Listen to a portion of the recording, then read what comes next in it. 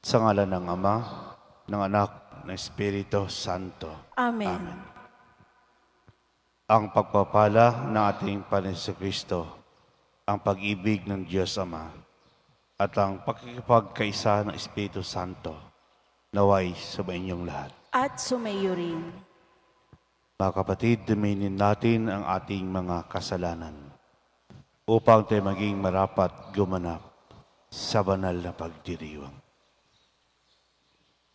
Inaamin ko sa mapangyarihang Diyos at sa inyong mga kapatid, na lubha akong nagkasala sa isip, sa salita at sa gawa, at sa aking pagkukulang. Kaya isinasamo ko sa mahal na Birheng Maria, sa lahat ng mga anghel at mga banal, at sa inyong mga kapatid, na ako'y ipanalangin sa Panginoong ating Diyos. Kawan tayo ng mapangyarihang Diyos, patawarin tayo sa ating mga kasalanan. Patnubayan tayo sa buhay na walang hanggan. Amen. Panginoon, kaawaan mo kami. Panginoon, kaawaan mo kami. Kristo, kaawaan mo kami. Kristo, kaawaan mo kami. Panginoon, kaawaan mo kami. Panginoon, kaawaan mo kami. Manalangin tayo. Ama naming makapangyarihan, itaguyod mo ang aming ginagampanan alinsunod sa iyong kalooban, upang sa ngalan anak mong mahal, kami maging marapat magkaroon ng karagdagan sa aming paggawa ng mga kabutihan. Sa pamamagitan ni Jesucristo kasama ng Espiritu Santo, magpasawalang hanggan. Amen.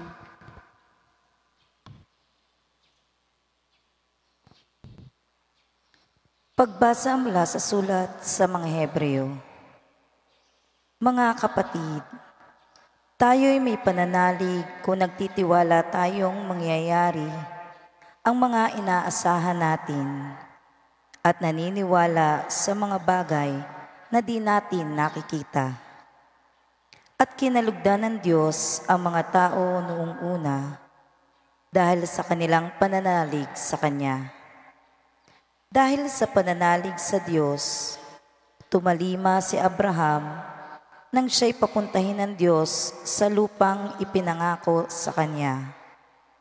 At humayo siya, bagamat hindi niya alam kung saan paroroon.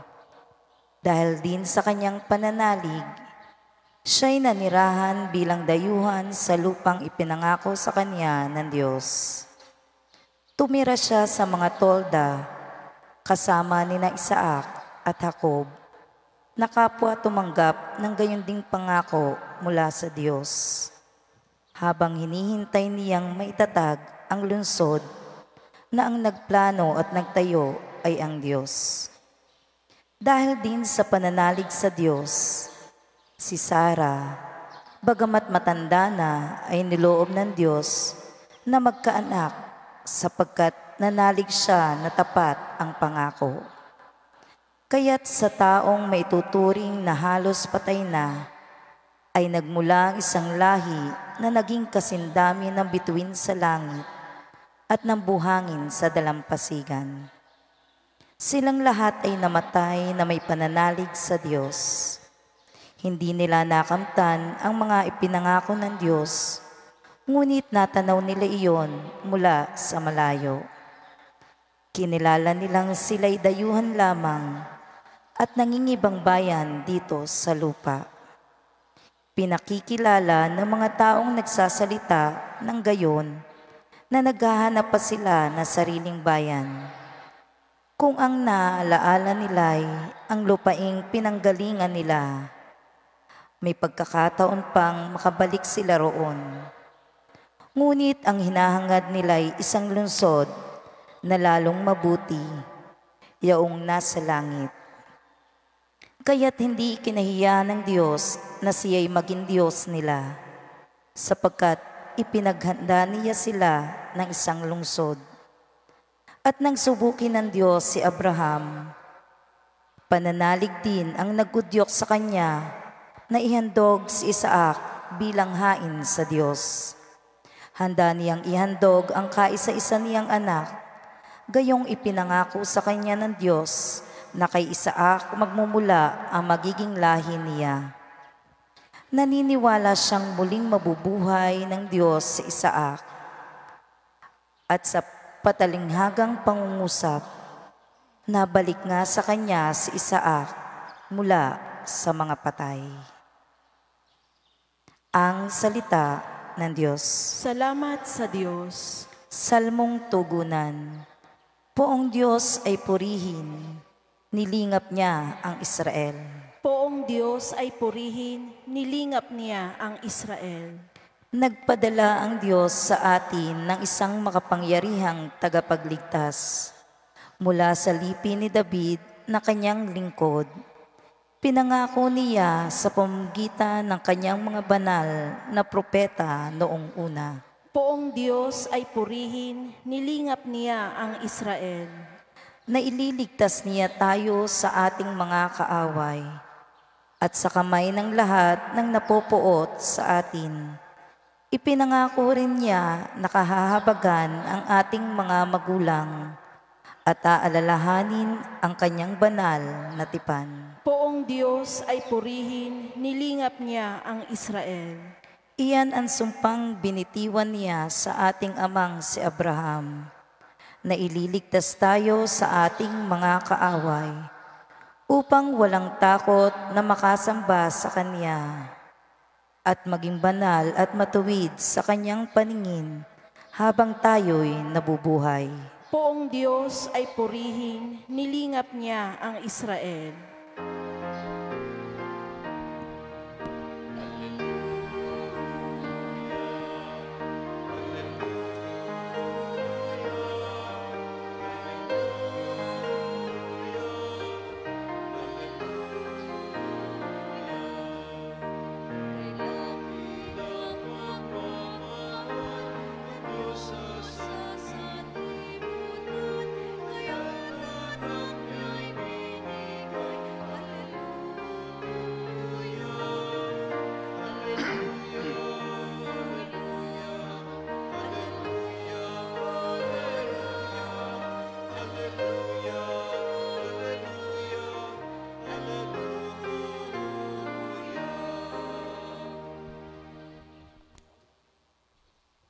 Sumainyo ang Panginoon. At sumaiyo rin.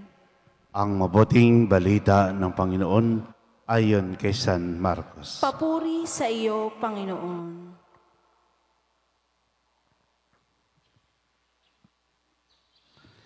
Noong araw na iyon, habang nagtatakip silim na, sinabi ni Jesus sa kanyang mga alagad, "Tumawid tayo sa ibayo."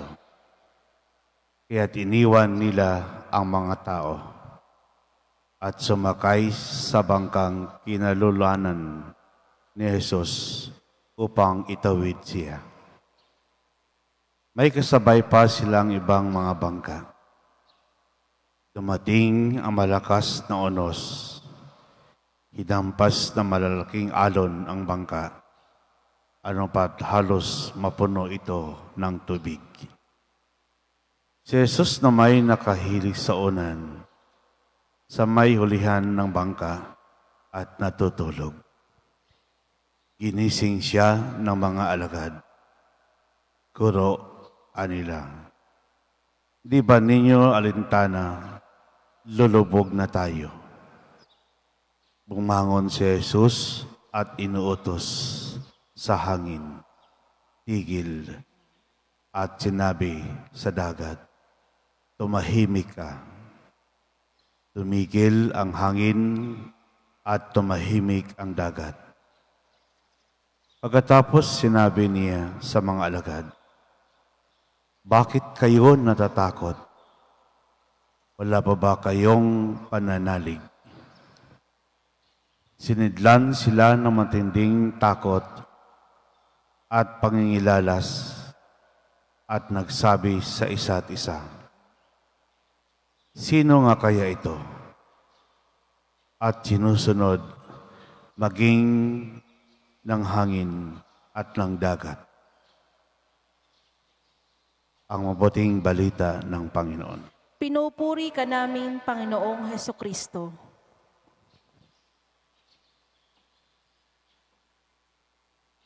Magandang umaga po sa lahat.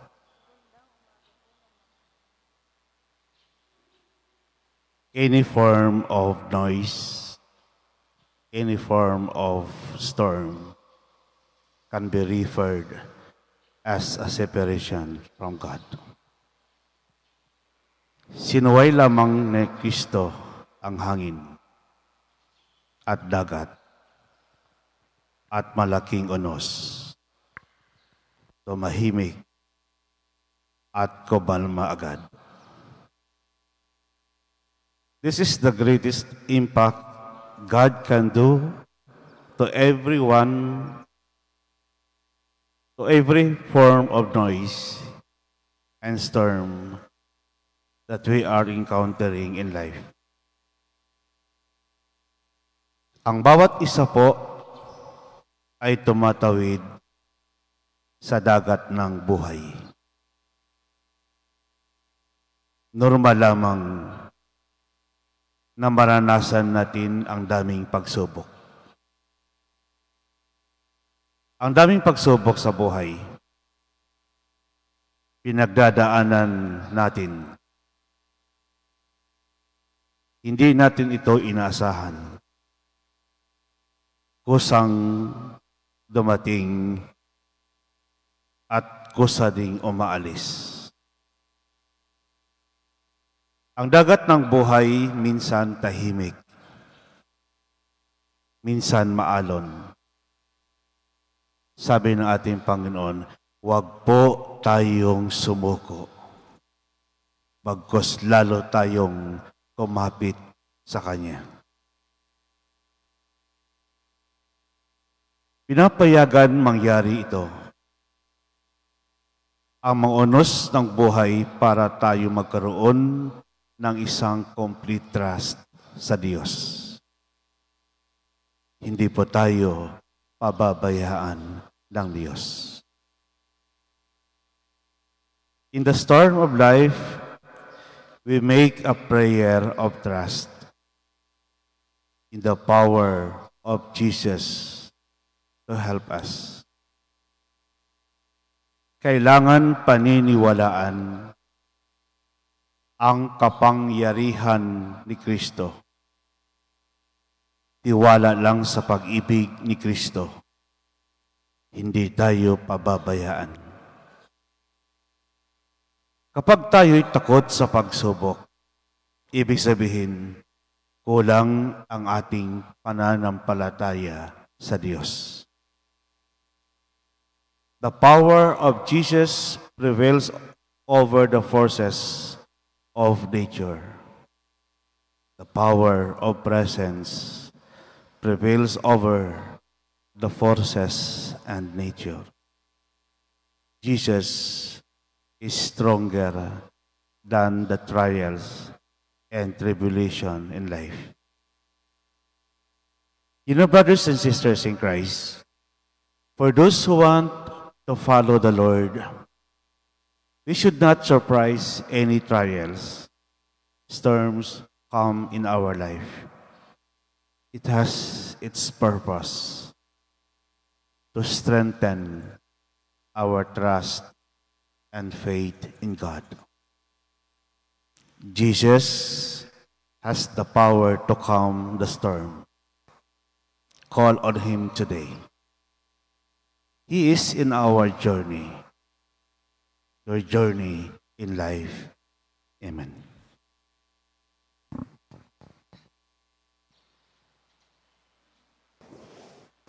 Sinusunod maging ng hangin at alon ang anak ng Diyos. Mulat sa katotohanan ito, manalangin tayo na may pagtitiwala para sa kapayapaan na napakagulong daigdig ang ating pong itutugon. Panginoon, dinggin mo ang aming panalangin. Panginoon, dinggin mo ang aming panalangin.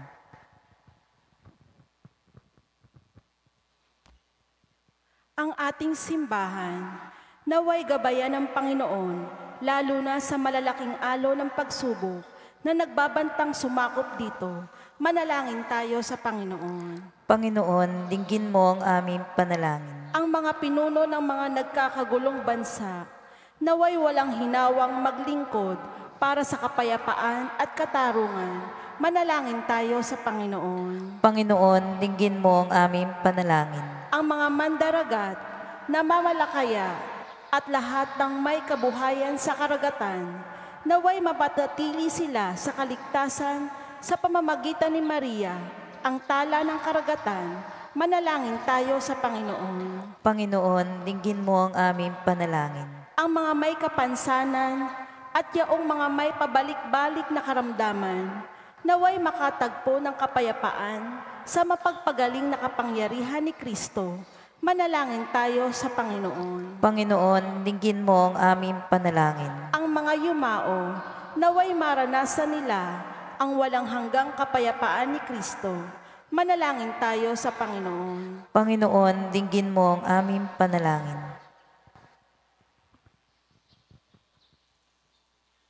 Makalangit na Ama, gawin nawa kaming dalisay ng mga pagsubok at kaguluhan na dulot ng unos sa aming buhay at magdulot nawa ito ng kapayapaan sa aming kaluluwa.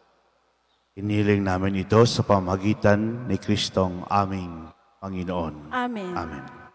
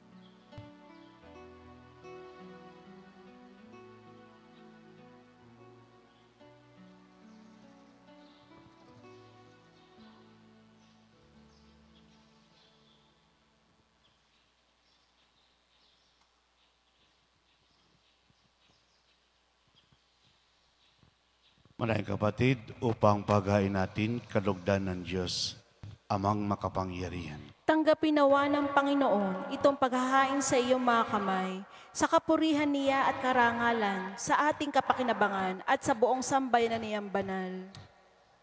Ama naming lumikha, ang iyong nagkatawang taong anak ay tumulong nawa sa aming ginagawa upang siya ang niluwal ni Maria nang di bumawas kundi lalo pang nagpaganap sa pagkaberhen.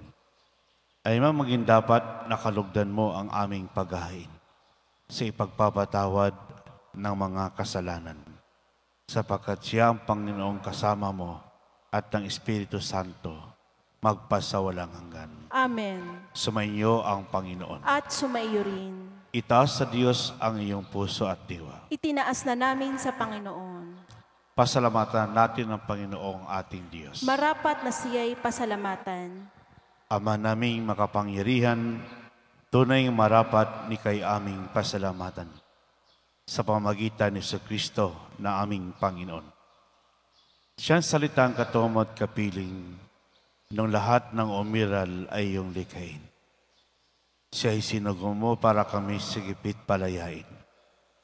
Kaya't siya'y kinalingan ng mahal na Birhen na naging kanyang inang totoo sa kapangyarihan ng Espiritu Santo. Inako niyang sundin ang loob mo at kamtin ang sambayanang banal para sa iyo. Pinagtisang iunat sa krus ang kanyang mga kamay upang magwakas sa kamatayan at mahayag ang pagkabuhay. Kaya kaisa ng mga anghel nagsisiawit ng papuri sa iyo. Nang walang humpay sa kalangitan, kami nagbubunyi sa iyong kadakilaan. Santo, Santo, Santo Panginoong Diyos ng mga hukbo, Napupuno ang langit at lupa ng kadakilaan mo, o sana sa kaitaasan. Pinagpala ang naparirito sa ngalan ng Panginoon, o sana sa kaitaasan. Ama naming banal, ikaw ang bukal ng tanang kabanalan. Kaya't sa pamagitan ng Espiritu, ging banal ang kaloob na ito, upang para sa aming maging katawan at dugo ng aming Panginoong Hesukristo. Bago pinagtisang kusang loob na maging handog, hinawakan niyang tinapay. Pinasalamatan kaniya. Pinaghati-hati niyon inabot sa kanyang maalagad at sinabi, tanggapin niyong lahat ito at kanin. Ito ang aking katawan na ihandog para sa inyo.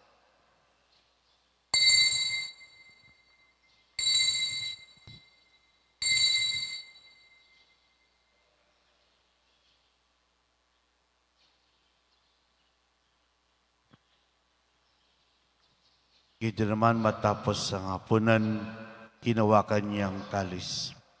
Muli kang pinasalamatan. Inabot niyang kalis sa kanyang maalagad at sinabi, tanggapin lahat ito at inumin. Ito ang kalis ng aking dugo, ng bagot walang hanggang tipan. Ang aking dugo na ibubuhos para sa inyo at para sa lahat, sa ipagpapatawad ng mga kasalanan. Gawin ito sa pag-alaala sa akin.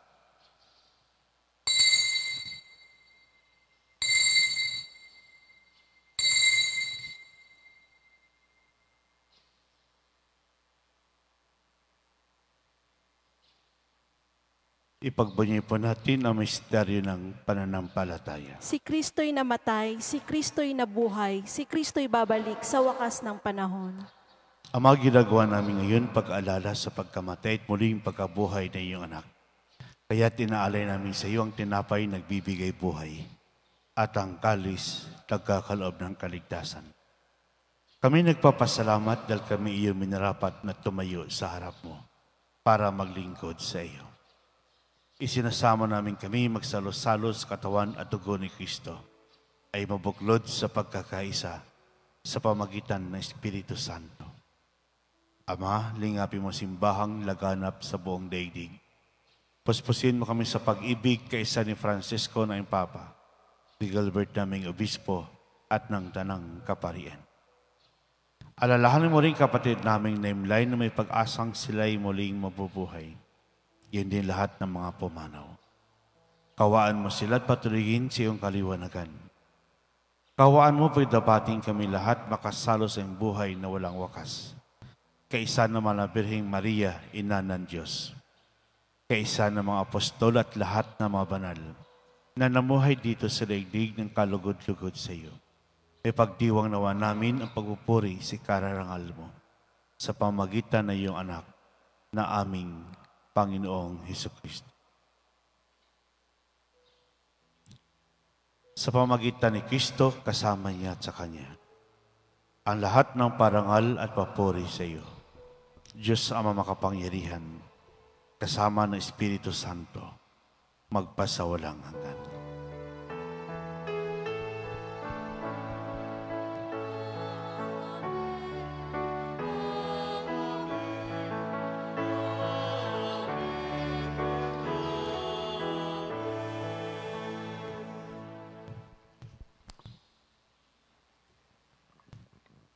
Sa tagubilin na kagaling na utos at oro na Jesus, napayo natin at Diyos. Ipahayag po natin ng lakas loob. Ama namin, sumasalangit ka, sambahin ang ngalan mo, mapasa amin ang kaharian mo, sundin ang loob mo dito sa lupa para nang sa langit. Bigyan mo kami ngayon ang aming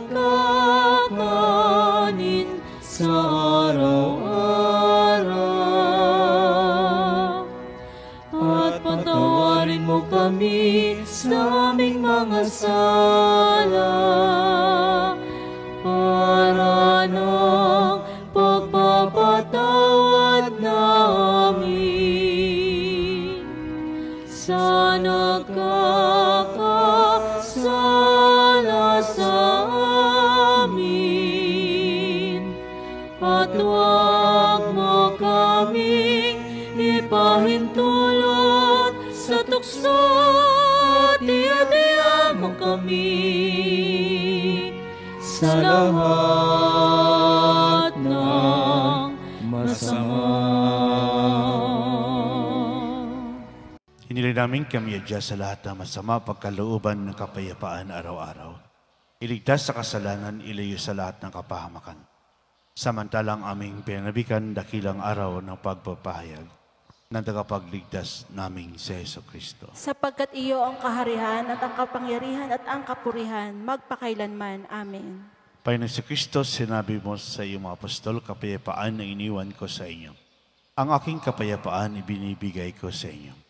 Tungahin mo ang aming panampalataya at huwag ang aming pagkakasala. Pagkalooban mo kami ng kapayapaan at pagkakaisa. Ayusin kalooban kasama ng Espiritu Santo, magpasawalang hanggan. Amen. Ang kapayapaan ng Panginoon ay laging sumainyo. At sumaiyo rin. Magbigayin po tayo ng kapayapaan sa isa't isa. Peace be with you. Good morning po. Kordero ng Diyos na nag-aalis ng mga kasalanan ng sanlibutan, maawa ka sa amin. Kordero ng Diyos na nag-aalis ng mga kasalanan ng sanlibutan, maawa ka sa amin. Kordero ng Diyos na nag-aalis ng mga kasalanan ng sanlibutan, ipagkaloob mo sa amin ang kapayapaan.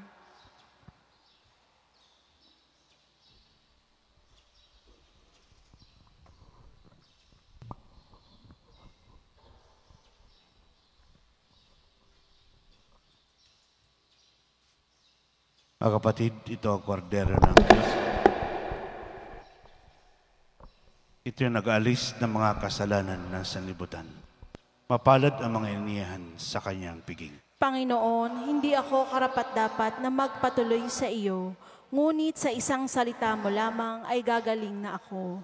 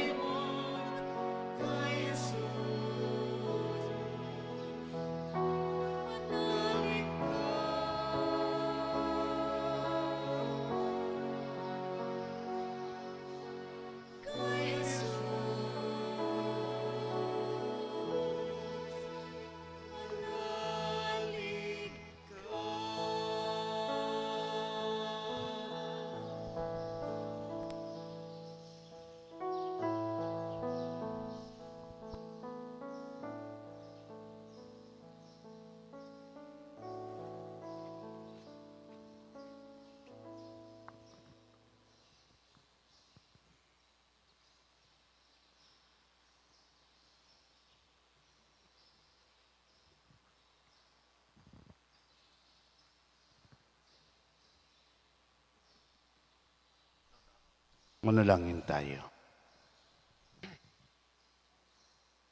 Ama naming mapagmahal, sa pagsasalo namin sa banal na pagkikinabang, ang iyong kagandang loob ay aming hinihiling upang pagpangaral namin sa mahal na Berhen at pagtulad namin sa Kanya ay maging dapat na aming paglingkuran ang pagganap sa kaloob kaligtasan.